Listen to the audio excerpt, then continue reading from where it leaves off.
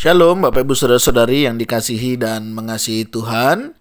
Kita bersyukur hari ini Tuhan boleh memelihara hidup kita.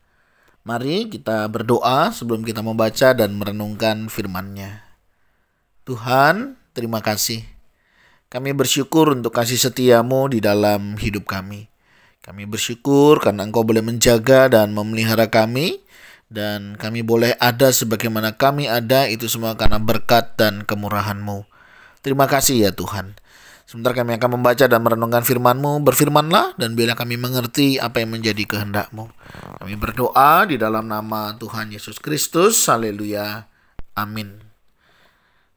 Firman Tuhan hari ini terambil dari kitab Keluaran, pasal yang ke-19, ayat yang pertama hingga ayatnya yang ke-25. Saya akan membaca ayat ke-22. Juga para imam yang datang mendekat kepada Tuhan haruslah menguduskan dirinya, supaya Tuhan jangan melanda mereka. Amin. Demikianlah firman Tuhan. Mari kita merenungkannya.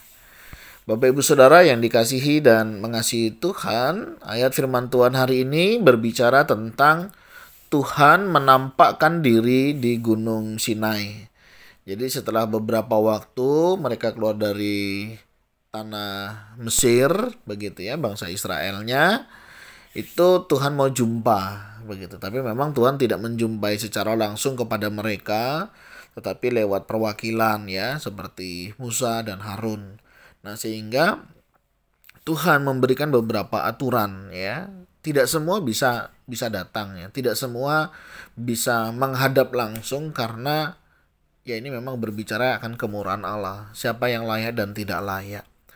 Nah, itu yang terjadi sehingga para imam pun kalau mereka mau naik ada aturan khusus ya. Mereka harus menguduskan diri seperti itu.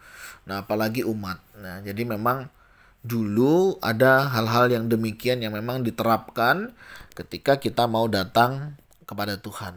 Nah, tetapi kita bersyukur dalam kasih karunia-Nya hari ini ya, kita diberikan kemurahan oleh Tuhan. Di mana kita semua dilayakkan ya. Tapi ingat, kita itu dilayakkan bukan karena kita layak. Kita itu dilayakkan di tengah ketidaklayakan kita.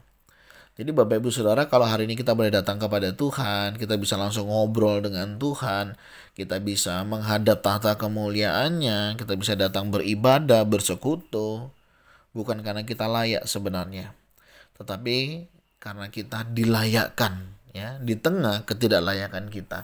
Dan ini menjadi sebuah anugerah. Nah, kalau kayak tadi kita membaca ya, satu ayat yang menceritakan tentang bagaimana para imam ketika mereka mau dekat kepada Tuhan, mereka juga harus menguduskan dirinya.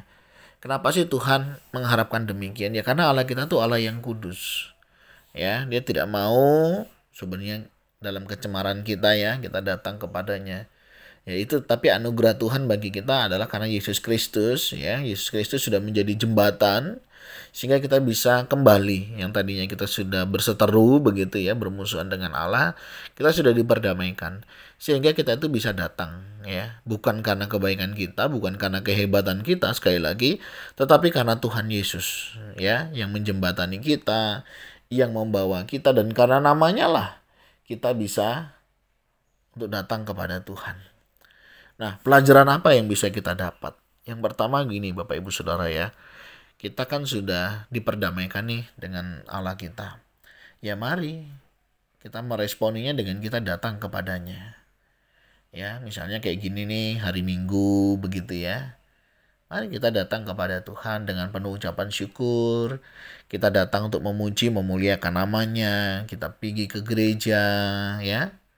Mari kita memuji Dia, kita mendengar sabdanya, dan dari sana kita melakukan apa yang menjadi kehendak-Nya di dalam kehidupan kita hari lepas hari. Pelajaran yang kedua, mari kita datang dengan sebuah kesadaran, ya, bukan karena kita layak, tetapi karena kita itu dilayakkan di tengah ketidaklayakan kita. Ya, ini menjadi sebuah anugerah ya di dalam hidup kita. Jadi Bapak Ibu Saudara, kalau kita bisa datang ke gereja, itu berkat loh. Itu sesuatu yang sangat luar biasa. Jangan dianggap itu sebagai rutinitas ya, namanya juga orang Kristen. ya ke gereja hari Minggu, jangan ya. Tapi jadikanlah ini sebagai sebuah kemurahan Tuhan, di mana sebenarnya kita nggak layak untuk datang kepadanya, tetapi kita dilayakkan di tengah ketidaklayakan kita. Makanya kalau Bapak Ibu Saudara ke gereja begitu ya, gereja itu bukan tempat orang yang sempurna ya, tetapi mereka adalah orang-orang yang disempurnakan oleh kasih karunia dari Allah. Nah ini kita harus ingat, kalau di dalam gereja itu bukan orang-orang yang sempurna, artinya termasuk kita juga bukan orang yang sempurna sebenarnya. Dan kalaupun kita disempurnakan, itu karena anugerah dari Allah. Artinya ketika kita melihat orang mungkin di gereja atau mungkin para pelayannya atau mungkin jemaatnya, kita melihat ada sesuatu hal yang berbeda-beda begitu ya. Kadang mungkin membuat kita tidak nyaman dan lain sebagainya. Kita harus belajar ya. Karena memang gereja itu bukan tempat orang yang sempurna. Ya. Ya, gereja bukan tempat orang yang sempurna, jadi jangan heran kalau misalnya kita melihat sesuatu yang tidak pas dengan pandangan mata kita. Karena bisa juga, ya bisa jadi kita pun sebenarnya juga nggak pas juga di depan mata orang.